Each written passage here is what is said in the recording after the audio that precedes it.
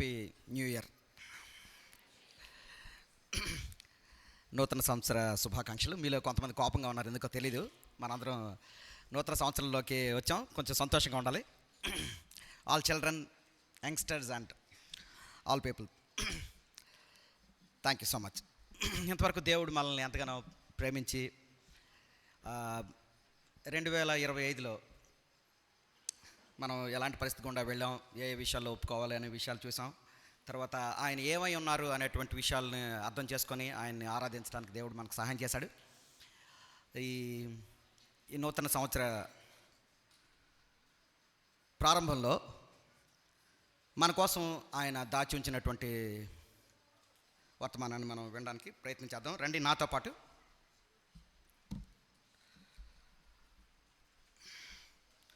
మనకు 3 వాక్య భాగాలని మనం చదువుకోవడానికి ప్రయత్నించేద్దాం. ఇక్కడ ఉన్నాయి, అయినా సరే మరోసారి మనం చదవడానికి ప్రయత్నించేద్దాం.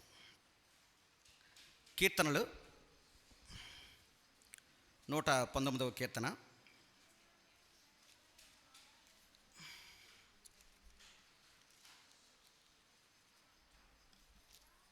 71వ చరణం లేదా వచనాన్ని మనం 119:71 నేను మీకోసం చదువుతున్నాను. నేను నీ కట్టడలను నేర్చుకున్నట్లు శ్రమ నొంది యుండుట నాకు మేలాయను. అదేవిధంగా పేతురు రాసినటువంటి మొదటి పత్రిక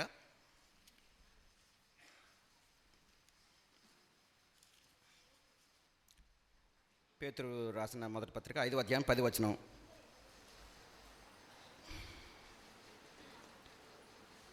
తన నిత్య మహిమకు క్రీస్తునందు మిమ్మును పిలిచిన సర్వకృపానిధియగు దేవుడు కొంచెము కాలము మీరు శ్రమపడిన పిమ్మట తానే మిమ్మును పూర్ణులంగా చేసి స్థిరపరచి బలపరచును. 3వ వాక్యంగా యోహాను సువార్త 16వ అధ్యాయం 33వ వచనాన్ని నేను మీకోసం చదువుతున్నాను. యోహాను 16:33. నాయందు మీకు సమాధానము కలుగునట్లు ఈ మాటలు మీతో చెప్పుచున్నాను. లోకములో మీకు శ్రమ కలుగును, అయినను ధైర్యం తెచ్చుకొనుడి, నేను లోకమును జయించి ఉన్నానని. ప్రార్థన చేసుకుందాం. మహోన్నతుడైన తండ్రి, మా గొప్ప దేవ, మీకు వందనాలు చెల్లిస్తున్నాం. మమ్మల్ని ఎంతగానో మీరు ప్రేమించారు. ఈ నూతన సంవత్సర ప్రారంభ గడియల్లో మీ మాటలు విని మీరు కోరిన విధంగా, మీరు ఆశించిన విధంగా ఎదగాలని, మేలు పొందాలని, విజయాన్ని సాధించే వ్యక్తులుగా అవ్వాలని మేము ఆశిస్తూ ఉండగా మీ వాక్యం ద్వారా మాతో మాట్లాడమని మీకే సమయాన్ని అప్పచెపుతూ సమస్త ఆశీర్వాదానికి కారణభూతుడైన యేసుక్రీస్తు వారి దివ్యమైన నామంలో ప్రార్థించి వేడుకుంటున్నాము తండ్రి, ఆమెన్. ఒక స్పెషల్ కోర్స్కి నేను జాయిన్ అవ్వడం జరిగింది. In order to improve my language, నా భాషను కొంచెం అభివృద్ధి చేసుకోవడానికి వీలుగా COP, కోర్స్ ఆన్ ప్రొఫిషియన్సీ అనే కోర్సులో కొంతకాలం నేను అక్కడికి ఆ కోర్స్ తీసుకోవడానికి వెళ్ళాను. అందులో నాతో పాటుగా చాలామంది IASకి, IPSకి, తర్వాత గ్రూప్ 1, గ్రూప్ 2కి సిద్ధపడే వాళ్ళు వస్తున్నారు. మేమందరం కూడా క్లాస్మేట్స్గా ఉన్నాం. అందులో మాతో పాటుగా ఒక అరౌండ్ 30 పీపుల్ ఉంటారు, 30 to 35. అందులో ఒక ఆయన ఆల్రెడీ ఏపీ జెన్కోలో ఉద్యోగం చేస్తున్నారు.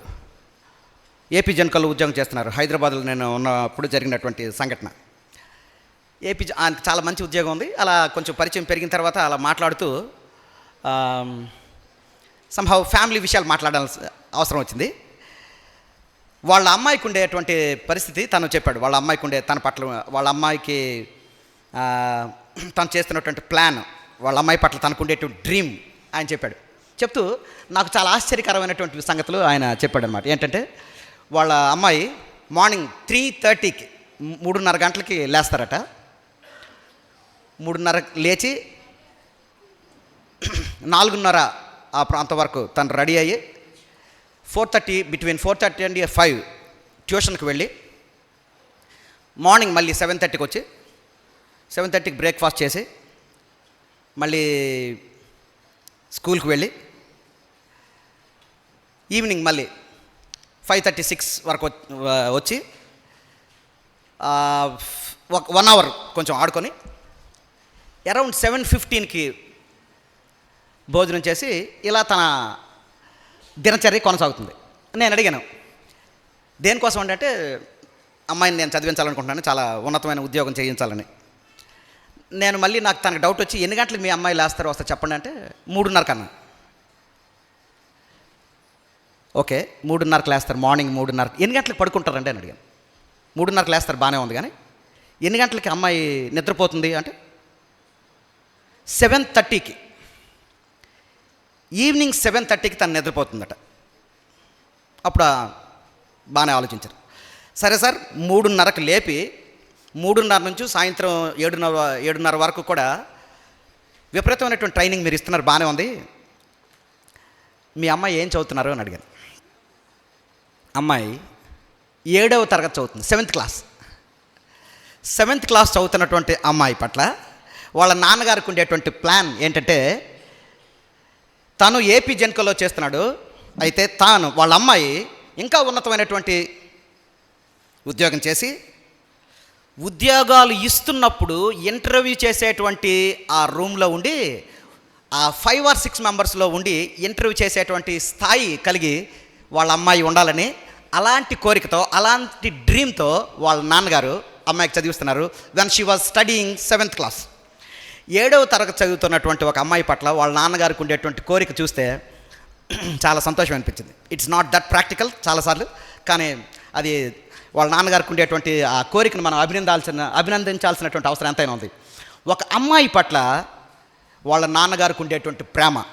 నేను ఏపీ జెన్కోలో చేస్తున్నాను, ఒక యావరేజ్ ఉద్యోగం. మా అమ్మాయి నాకంటే బాగా చదువుకొని ఉద్యోగాలు ఇస్తున్నప్పుడు ఉద్యోగస్తులకి ఇంటర్వ్యూ చేసేటువంటి స్థాయికి మా అమ్మాయి వెళ్ళాలి అనేటువంటి కోరిక చాలా మంచి కోరిక, వండర్ఫుల్.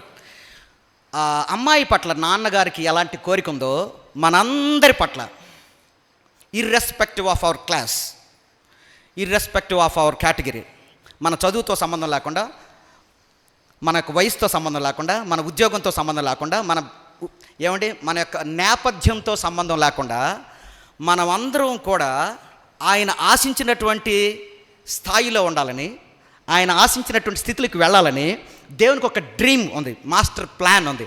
అందులో ఆయన in order to fulfil that plan, ఆ యొక్క అద్భుతమైనటువంటి ప్రణాళికను నెరవేర్చే ప్రక్రియలో ఆయన శ్రమలను సాధనాలుగా వాడుకోవడానికి ఇష్టపడ్డారు. What a wonderful God we have.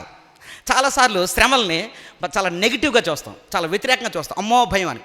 కానీ శ్రమల్ని డేవిడ్ రాజ్కుమార్ అన్న పరిచయం చేస్తూ పరీక్షలుగా వర్ణించాడు. శ్రమలు అంటే చాలా పెద్ద మాటగా ఉంటుంది, పరీక్షలు అంటే చాలా ఇష్టం. అంటే పరీక్షలు అంటే ఇష్టం కూడా కాదండి, మిక్స్డ్ ఫీలింగ్స్. పరీక్షలు రాయాలంటే భయమే, కానీ రాయకపోతే మళ్ళీ సేమ్ క్లాస్లో ఉండాలి కదా, నెక్స్ట్ క్లాస్కి వెళ్ళాలి కాబట్టి, నేనేంటో నిరూపించుకోవాలి కాబట్టి, ఉన్నతమైనటువంటి స్థితిలోనికి వెళ్ళాలి కాబట్టి పరీక్షలు అవసరమే.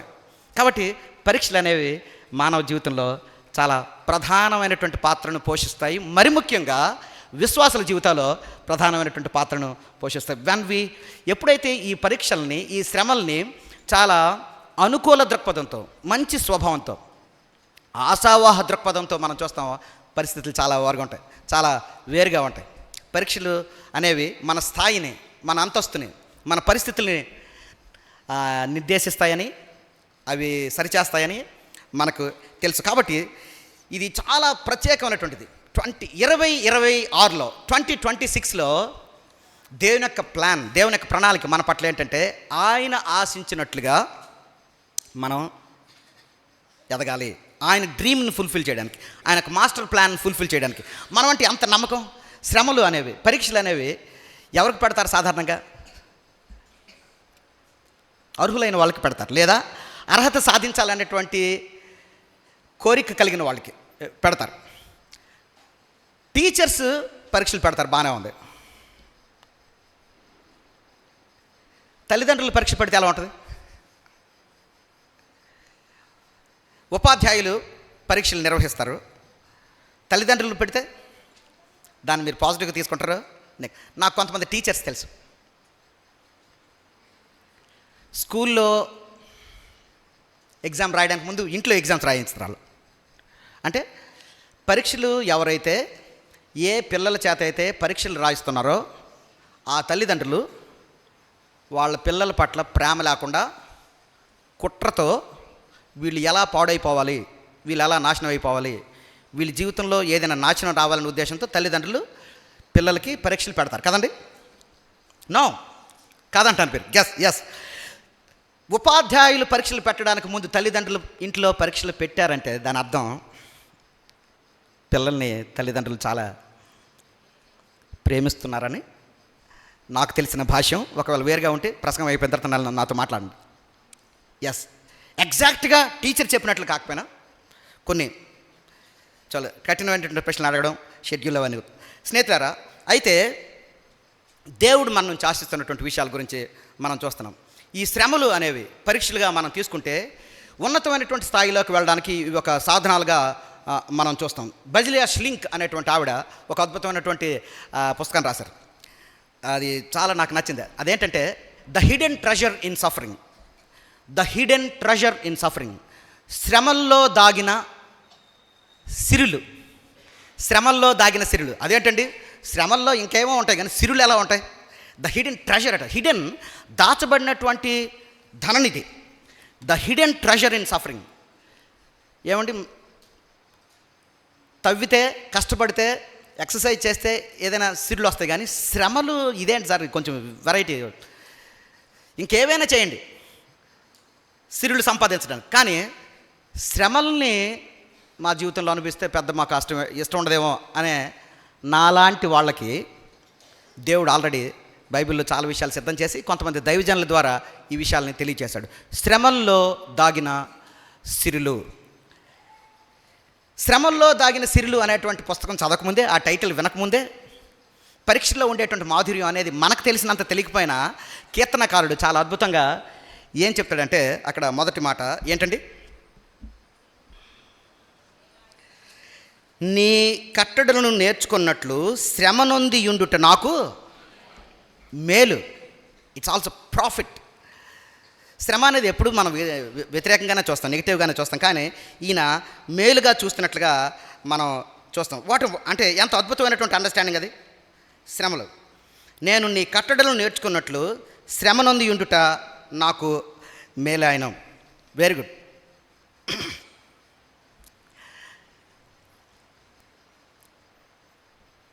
మేలుకరమైనటువంటి జీవితం కోసం ఏం చేస్తే బాగుంటుంది అంటే చాలా రకాలు సలహాలు ఎవరిని ఇచ్చినా మనం తీసుకుంటాం. ప్రాఫిట్ మన జీవితంలో కావాలంటే ఏం చేయాలంటే చాలా రకాలైనటువంటి వాళ్ళు ఇచ్చే సలహాలన్నీ తీసుకుంటాం. పలానా పుస్తకం కొనండి, చాలా మంచి విషయాలు ఉంటాయి, చదువుతాం. పలానా మెడిసిన్ కొనండి, అది ఆరోగ్యం వస్తుంది, మేలు. కొన్ని విషయాలు పాటించాలి.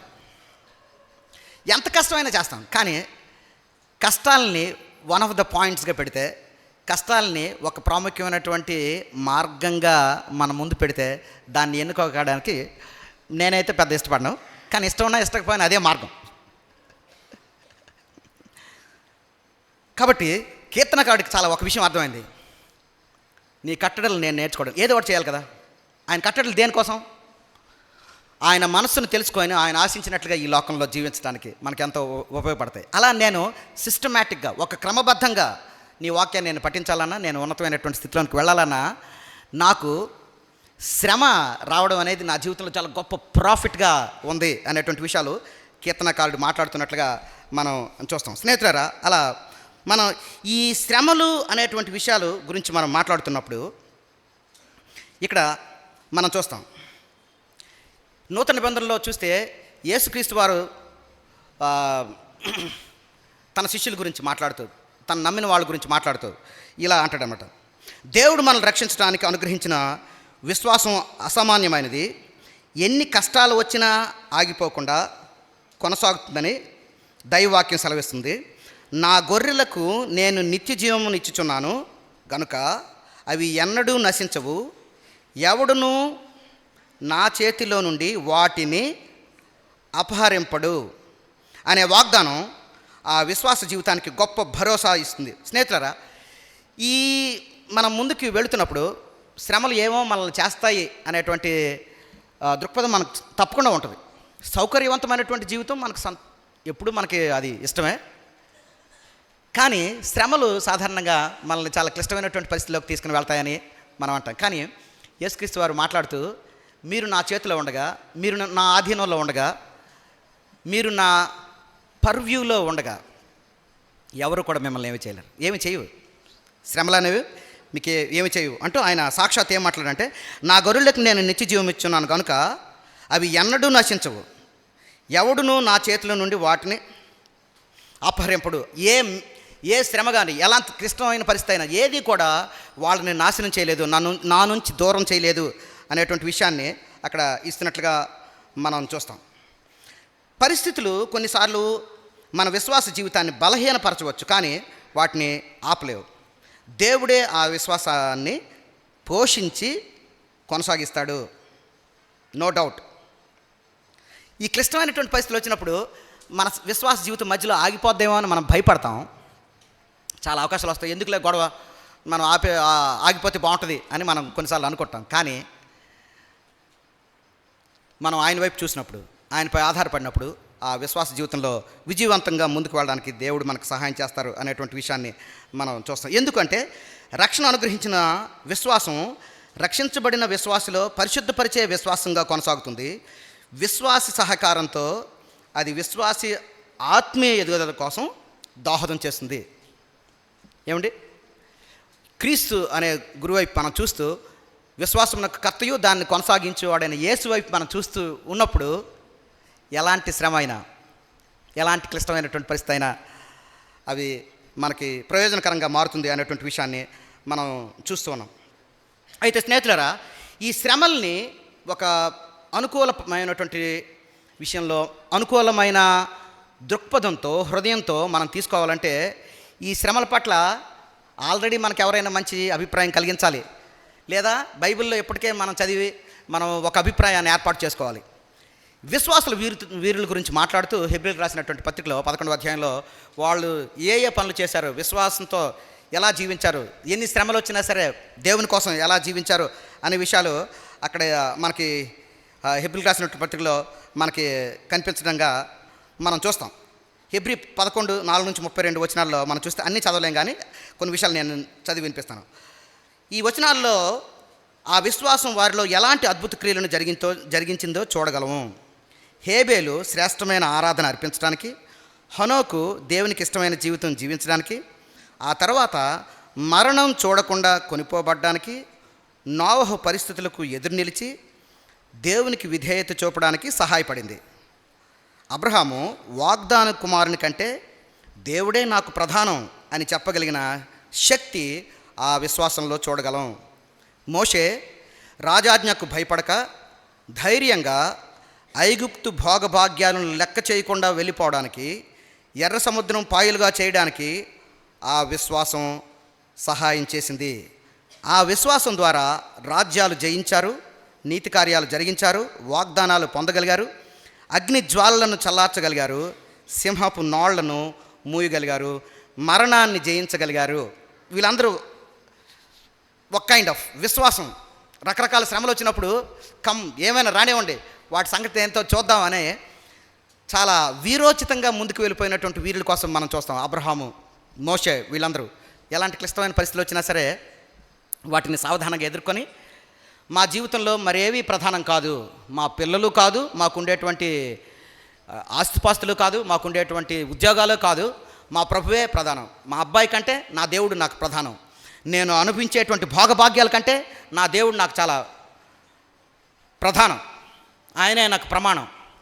పరిస్థితి ఎలా వచ్చినా రాజుగా నేను ఉండాలని కాదు, కానీ ఈ ప్రజలకు సహాయం చేస్తూ వీళ్లను దేవుడు ఆశించినటువంటి విమోచన మార్గంలో నడిపించడమే నా ప్రధానమైనటువంటి కర్తవ్యం అని మోషే లాంటి వాళ్ళు నమ్మి, గుర్తించి వాళ్ళు ఆ జీవితంలో ముందుకు వెళ్ళినట్లుగా మనం చూస్తాం. ఇది ఒక రకం విశ్వాసాలుగా ఉండి సింహాల నోళ్ళను మూయించడం, చాలా వీరోచితంగా జీవితాన్ని కొనసాగించడం ఒక కేటగిరీ ఆఫ్ పీపుల్ చేసినట్లుగా మనం చూస్తాం. ఇంకో కేటగిరీ వాళ్ళు క్లిష్టమైనటువంటి పరిస్థితులు గుండా వెళ్ళారు. హెబ్రీ 11:38లో చూస్తే, ఈ విశ్వాసంతో ప్రభువును వెంబడించిన కొందరు విశ్వాసులు తమ జీవితంలో భయంకరమైన శ్రమలు ఎదుర్కొన్నారు. వారికి ఉండడానికి ఇల్లు లేని పరిస్థితి కలిగిన దరిద్రులై గొర్రె చర్మాలు ధరించి విశ్వాస జీవితం కొనసాగించారు. కానీ వారి విశ్వాసాన్ని, వారి ప్రభువును విడిచిపెట్టిన వారు కాదు. చాలా క్లిష్టమైనటువంటి పరిస్థితులు. ఒకలేమో సింహాల నాలు మోయించి అద్భుతమైనటువంటి విశ్వాసంలో ముందుకు వెళ్తుంటే, ఇంకొక కేటగిరీ వాళ్ళు కష్టాలు పడి చనిపోయి రంపాలతో కోయబడి చాలా చనిపోవడానికి ఇష్టపడ్డారు. వాళ్ళ విశ్వాసం ఇంకా చాలా గొప్పది. కొన్నిసార్లు మనం ఏమనుకుంటామంటే, ప్రార్థన చేసిన వెంటనే దేవుడు మనల్ని కాపాడి మంచి మార్గంలో నడిపిస్తే అది చాలా దేవుడు అద్భుతాలు చేశాడు, మన విశ్వాసం చాలా గొప్ప పని చేసింది, మన దేవుడు సజీవుడు అని అంటాడు.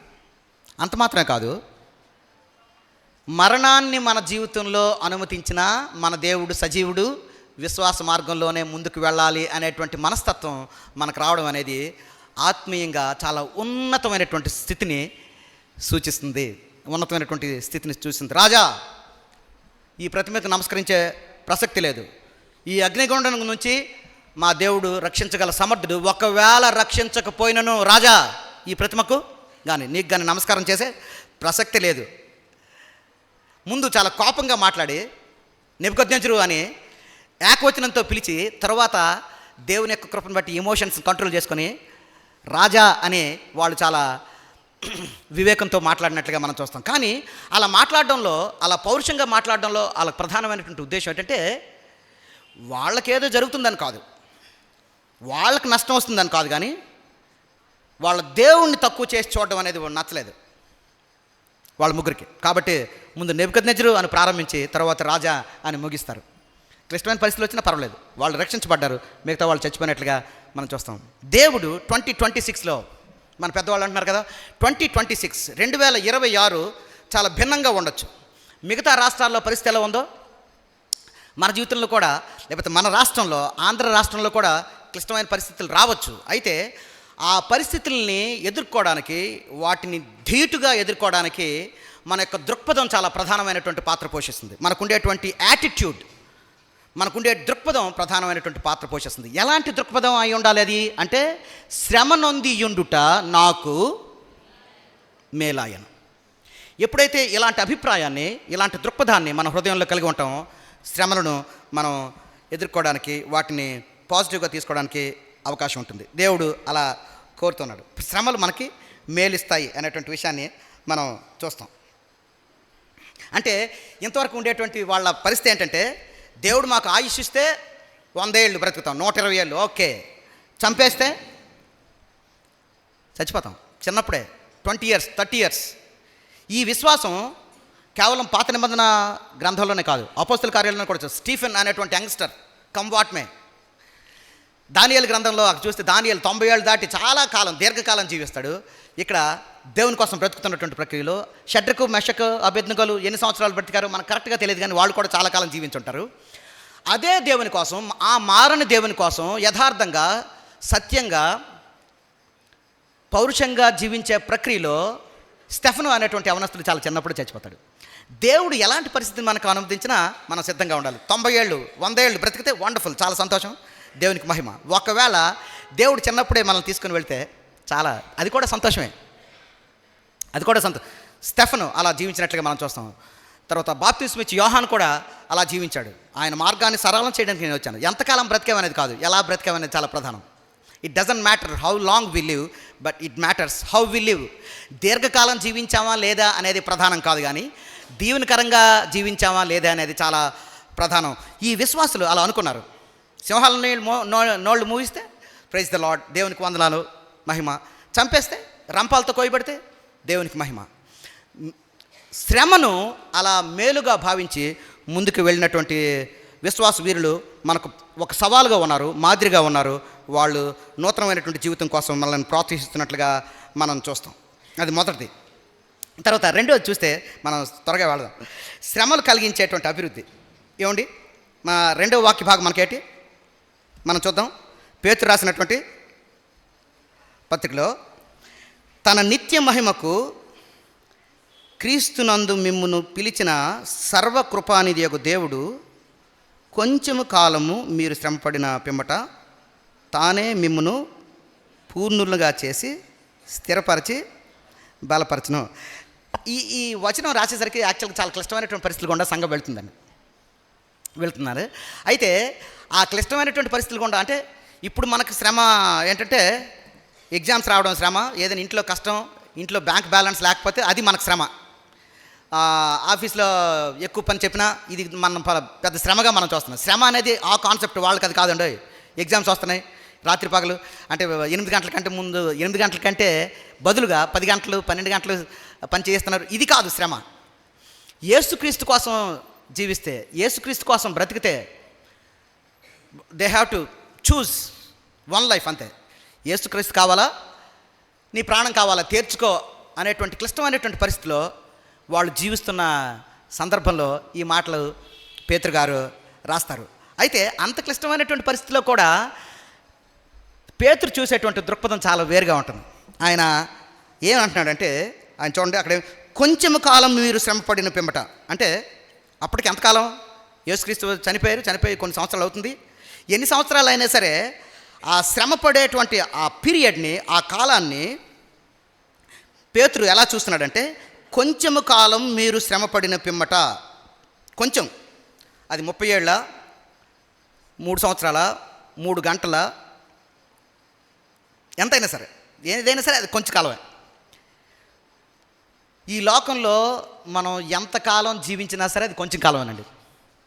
మనం అప్పుడప్పుడు మనం ప్రార్థనలో చెప్తుంటాం కదా, ఆయన సన్నిధిలో 1 దినం గడుపుట 1000 దినముల కంటే శ్రేష్టం, 1 గంట గడుపుట 1000 గంటల కంటే శ్రేష్టం. ఓకే, అది వేరు. నిత్యత్వంతో పోల్చుకుంటే 150 సంవత్సరాలు, 120 సంవత్సరాలు, 100 సంవత్సరాలు, 80 సంవత్సరాలు ఎంత?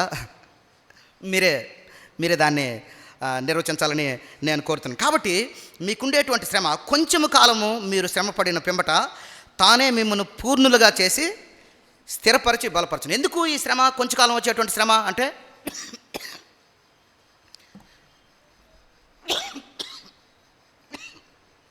ఎక్స్క్యూజ్ మీ, మీరు ఎదగాలని, మీరు బలపడాలని, మీరు ఉన్నతమైనటువంటి స్థితిలోనికి వెళ్ళాలని ఈ శ్రమ మీకు వస్తుంది. కొంచెం కాలం ఉంటుంది, కొంచెం కాలం. కానీ ఆ తర్వాత మీకుండేటువంటి అభివృద్ధి చాలా గొప్పది. దేవునికి ఉండేటువంటి ప్లాన్ ఏంటంటే, విశ్వాసుల పట్ల మనం సంపూర్ణంగా చేయబడి వెళ్ళాలనేది దేవుని యొక్క ఉద్దేశం. ఏమండి, మనం ఈ లోకంలో సంపూర్ణంగా మనం చేయబడకపోతే, లేకపోతే థ్యాంక్ యూ, మనం ఈ లోకంలో సంపూర్ణంగా మనం చేయబడకపోతే, ఈవెన్ పరలోకంలోకి వెళ్ళిన తర్వాత కూడా వీ కెనాట్ ఎంజాయ్. అక్కడ పరలోకంలో సంపూర్ణంగా మనం పెద్ద అనుభవించలేము, లేకపోతే ఆనందాన్ని కలిగి ఉండలేము. కాబట్టి రకరకాల ప్రశ్నలు మనకు రావచ్చు. పరలోకంలో మనం పరిపూర్ణంగా పరమానందాన్ని అనుభవించడానికి వీలుగా ఈ భూలోకంలోనే కొన్ని పరిస్థితులు ప్రభు మనకి కల్పిస్తారు.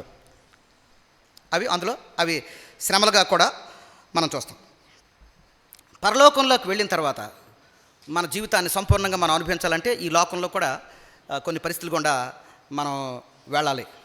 పరీక్షలు అన్నప్పుడు తర్వాత ఎప్పుడు అవంటే, ఆ క్లిష్టమైన పరిస్థితులకి మనం అలవాటు పడి ఇక్కడే అలవాటు అయిపోయి అక్కడికి వెళ్ళామనుకోండి, అది వీటిని అప్పుడప్పుడు గుర్తు చేసుకుంటూ మనం నిత్య రాజ్యాన్ని, పరలోకాన్ని మనం అనుభవించవచ్చు. ఇక్కడ మనల్ని పరిపూర్ణులుగా చేసేందుకు దేవుడు శ్రమ ఇస్తాడు, మనల్ని హోల్గా చేయడానికి, ఫుల్గా చేయడానికి. In order to make us fit, in order to make us full human beings, complete మ్యాన్గా, కంప్లీట్ ఉమెన్గా చేయాలని, పరిపూర్ణలుగా ఎదగాలని. ఎలా అంటే ఆల్మోస్ట్ క్రీస్తులా, యేసుక్రీస్తు లాగే. మన పత్రికలో ఏమైనా చదివినప్పుడు, బైబిల్ అని చదువుతున్నప్పుడు, యేసుక్రీస్తులా మనం మారి ఈ జీవితాన్ని ముగించి నిత్యత్వంలోకి మనం ఎంటర్ అయినప్పుడు పరిస్థితి చాలా వేరుగా ఉంటుంది. దేవుడు క్లిష్టమైన పరిస్థితులు, శ్రమలు మన జీవితంలో అనుభవించడానికి ఒక ప్రధానమైనటువంటి కారణం ఏంటంటే, మనల్ని అభివృద్ధి పదంలో నడిపించడానికి, మనల్ని ఎదిగేటువంటి విశ్వాసులుగా మనం ఉండాలని దేవుడు కోరుతున్నాడు. దానికి శ్రమలు చాలా వస్తాయి. ఓకే, శ్రమలే అంటే అది వేరే మార్గం లేదు. ఉదాహరణకి ఆరోగ్యం నాకు కావాలి. ఒకసారి ఊహించండి, ఇక్కడ ఉన్న వాళ్ళందరికీ ఆరోగ్యం కావాలి, మనందరికీ ఆరోగ్యం కావాలి. ఆరోగ్యంగా కావాలి, కానీ నేను వాకింగ్ చేయను, జాగింగ్ చేయను, చిన్న చిన్న ఎక్సర్సైజులు చేయను, మా ఇంట్లో ఉన్న సామాన్ ఇక్కడ ఉన్నది అక్కడ పెట్టను, ఏమి చేయను. కానీ నాకు ఆరోగ్యం కావాలి అని ఆశిస్తే అది చాలా తప్పు.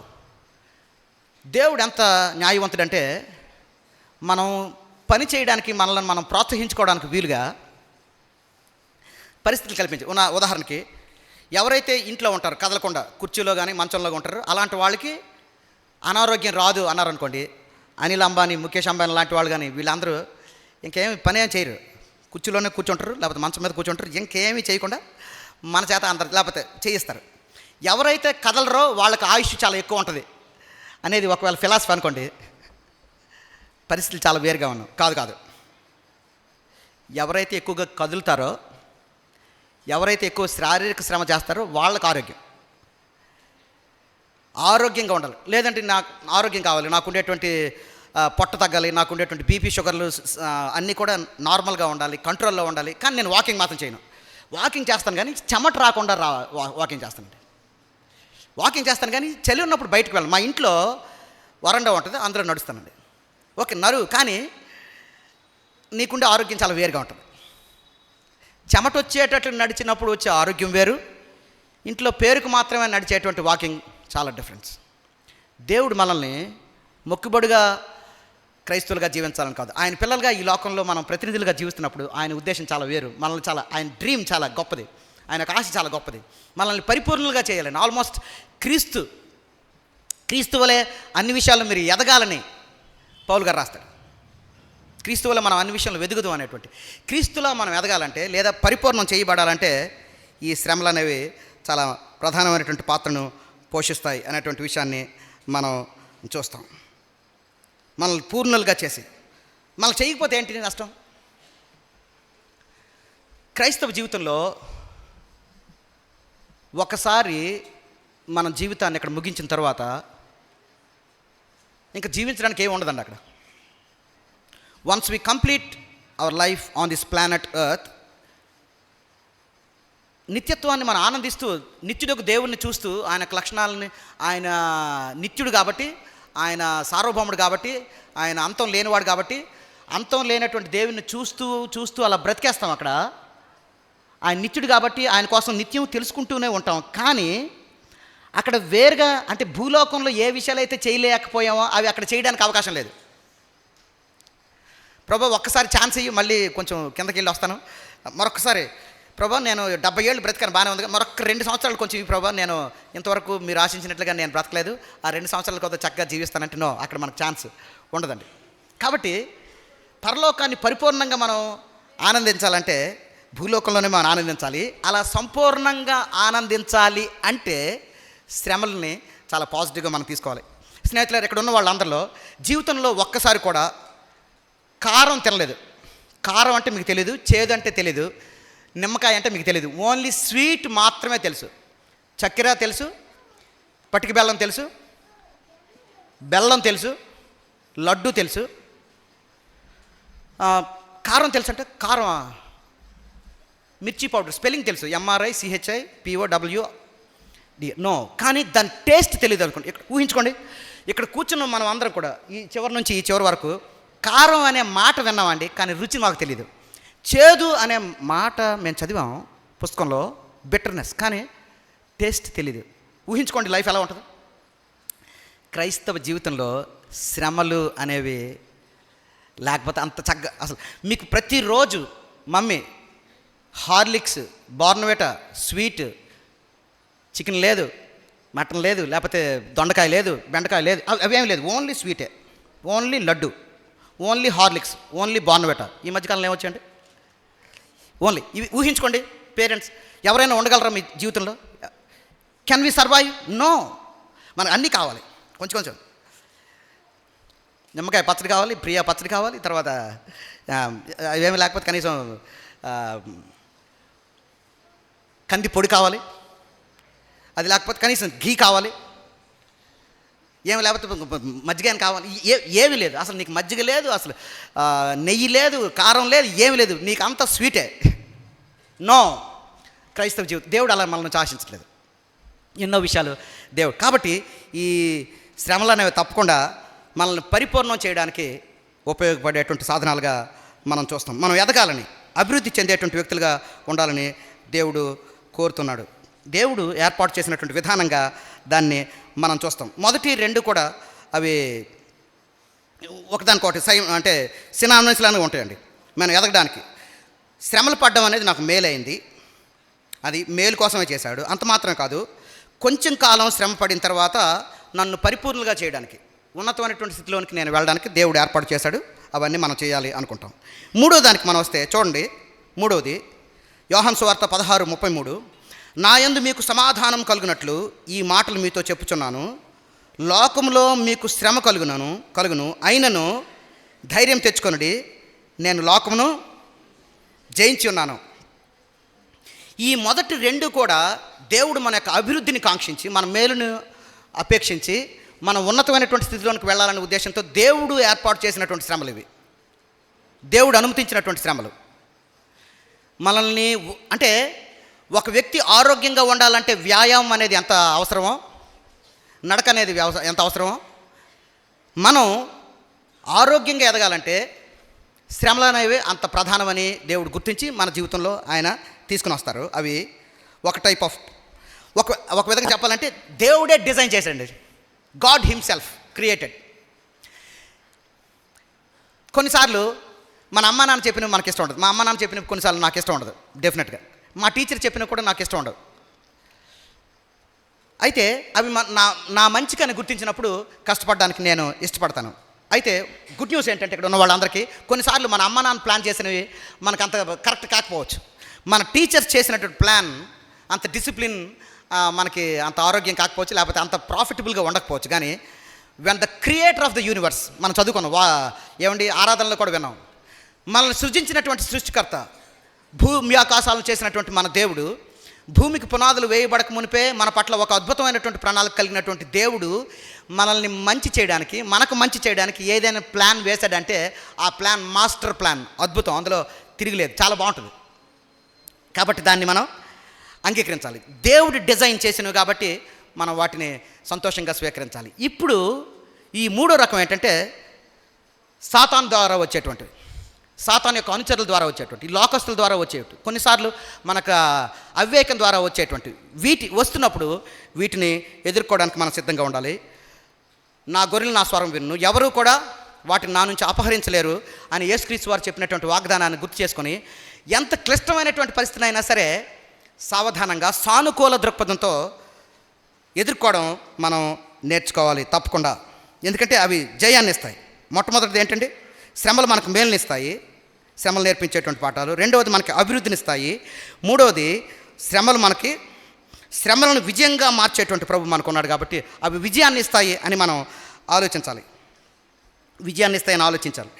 ఈ విజయాన్ని గురించి మాట్లాడుతూ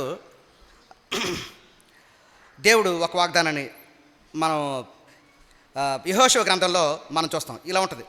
చాలా క్లిష్టమైనటువంటి పరిస్థితులు వచ్చినప్పుడు, మోషే చనిపోయినప్పుడు, చాలా క్లిష్టమైనటువంటి పరిస్థితులు గుండా ప్రపంచం అంతా ఓల్డ్ టెస్ట్మెంట్లో వెళ్తున్నప్పుడు యెహోషువ కూడా చాలా క్లిష్టమైనటువంటి పరిస్థితులు గుండా వెళ్తున్నాడు. మోషే లాంటి పెద్ద ఆయన్ని చనిపోయిన తర్వాత నేను ఎలా వీటిని ఎదుర్కోవాలి, లేకపోతే ఎలా వీళ్ళని నడిపించాలి అన్నప్పుడు చూడండి, అలాంటి సమయంలో దేవుడు యెహోషువతో మాట్లాడిన మాటలు నీతో కూడా చెప్తున్నాడు, అంటే మనతో.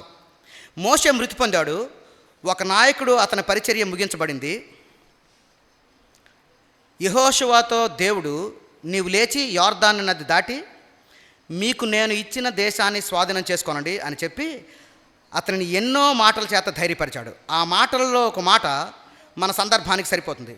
నిబ్రం కలిగి ధైర్యంగా ఉండండి, బీ స్ట్రాంగ్ అండ్ కరేజియస్ అంటూ దీనికి మూల భాషలో వాడినటువంటి మాట ఏంటంటే చెసక్ అనేటువంటి మాట వాడారట. దాన్ని ఒక విధంగా ఒకవేళ మనకు హీబ్రూ మాట మనకు అక్కర్లేదు అనుకుంటే, దేవుడు అక్కడ చెప్తున్నటువంటి మాట నిబ్రం కలిగి ధైర్యంగా ఉండుము అన్నప్పుడు బీ స్ట్రాంగ్ అండ్ కరేజియస్ అనేటువంటి మాటలు మూల భాషలో తర్జుమా చేస్తే ఇలా ఉంటుందట. ఏంటంటే, నేనే నీ బలము, నన్ను గట్టిగా కౌగిలించుకో, నన్ను వాటేసుకో, నా బలం నీ బలంగా మారుతుంది అని దేవుడు చెప్పాడట. దేవుడు యెహోషువతో మాట్లాడుతూ, యెహోషువ, నీ పరిస్థితి చాలా క్లిష్టంగా ఉంది, నువ్వు కంగారు పడుతున్నావు. అయితే నువ్వు నన్ను కౌగిలించుకో, నన్ను హగ్ చేసుకో, నన్ను బలంగా హత్తుకో, అప్పుడు నేనే నీ బలంగా మారిపోతాను. నీకు అపజయం ఉండదు, విజయం వెంబడి విజయం నీకు వస్తుంది, నువ్వు చాలా విజయవంతంగా ముందుకు వెళ్తావు. దీనికి ఉదాహరణగా దైవజనులు ఇచ్చినటువంటి ఉదాహరణ ఏంటంటే, దారం అని నేను అనుకుంటే, నేను దారం అంటే థ్రెడ్ అండి, మనం కుట్టుకునేటువంటి దారం. ఆ దారాన్ని తెంపడం అనేది చాలా సులభం. ఓకే, అయితే నేను దారం లాంటి వాడిని, మనం దారం లాంటి వాడు. శత్రువు తర్వాత పరిస్థితులన్నీ కూడా వీడు దారం లాంటి వాడిని, వీడిని ఒక్కసారి ఇలా అంటే చాలు తెగిపోతాడు. వీడు చిన్న పురికోస కూడా కాదు, దారం లాంటి వాడు. అయితే అలా కాకుండా ఈ దారానికి బలం రావాలంటే గుణపం, ఏమండి, మనం ఇక్కడ రోడ్లు తవ్వేటప్పుడు లేకపోతే ఇంట్లో మట్టి పని చేసేటప్పుడు గుణపం అనేది ఐరన్తో చేస్తారు, ఐరన్ రాడ్లా ఉంటుంది. దానికి ఈ దారం హత్తుకుంటే ఆ గుణపాన్ని లేకపోతే ఐరన్ రాడ్ని ఎవరైనా విరచగలరా? ఆ ఐరన్ రాడ్కి ఈ దారం అతుక్కుంటే ఎలా అయితే ఎవరు విరవలేరో, బలవంతుడైన దేవునికి మనం హత్తుకొని ఉంటే, ఆయనకు దగ్గరగా ఉంటే, ఆయన బలాన్ని ఆయననే మనం బలంగా చేసుకుంటే ఏ పరిస్థితి మనలను విరవలేదు, ఏ పరిస్థితి మనల్ని నిరుత్సాహపరచలేదు. ఎలాంటి పరీక్ష అయినా, ఎలాంటి క్లిష్టమైనా, ఎలాంటి పర్సిక్యూషన్ అయినా, ఎలాంటి శ్రమలైనా సరే మనల్ని ఏమీ చేయలేదు. ధైర్యంగా ఉండండి. లోకాన్ని నేను జయించాను, మీరు కూడా జయిస్తారు. లోకాన్ని జయించినటువంటి విజయం మీ విశ్వాసమే. సాక్షాత్తు యేసుక్రీస్తు వారు చెప్పినటువంటి మాటలుగా మనం చూస్తాం, అంతే కదండి. అక్కడ ఏముంది? లోకంలో మీకు శ్రమ కలుగును, ఆయనను ధైర్యం తెచ్చుకోండి, లోకమును నేను జయించున్నాను. నమ్మొచ్చా యేసుక్రీస్తు వారి మాటలు? యేసుక్రీస్తు వారి మాటలు నమ్మొచ్చా? చాలా క్లిష్టమైనటువంటి పరిస్థితిలో ఉంది.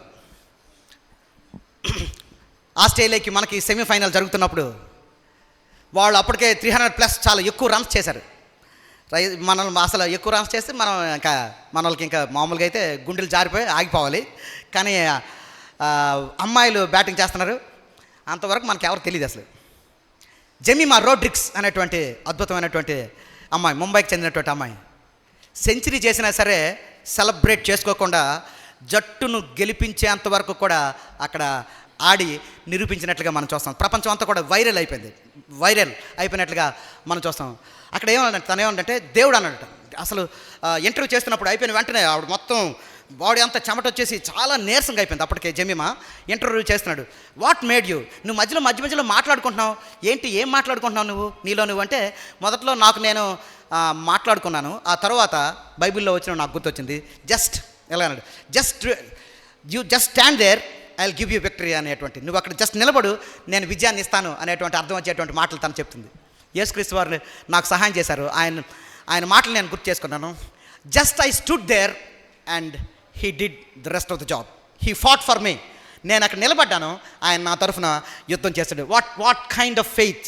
ఏమండి, అంతవరకు కూడా ఫెయిత్ని క్రికెట్ ఆడిన వెంటనే లేకపోతే వాలీబాల్ ఆడినట్టు ఏదైనా క్రీడ ఆడిన వెంటనే ఎక్కువ మంది నేను ఇంతవరకు చూసినటువంటి వీళ్ళందరూ ఇంటర్వ్యూ చేస్తున్నప్పుడు వాళ్ళు ఇచ్చిన సమాధానం ఏంటంటే, బికాజ్ ఆఫ్ మై స్టామినా, టీంని చూసి భారతదేశాన్ని గెలిపించాలని, ఎలా అయినా సరే నా దేశానికి పేరు రావాలని నేను నిలబడ్డాను.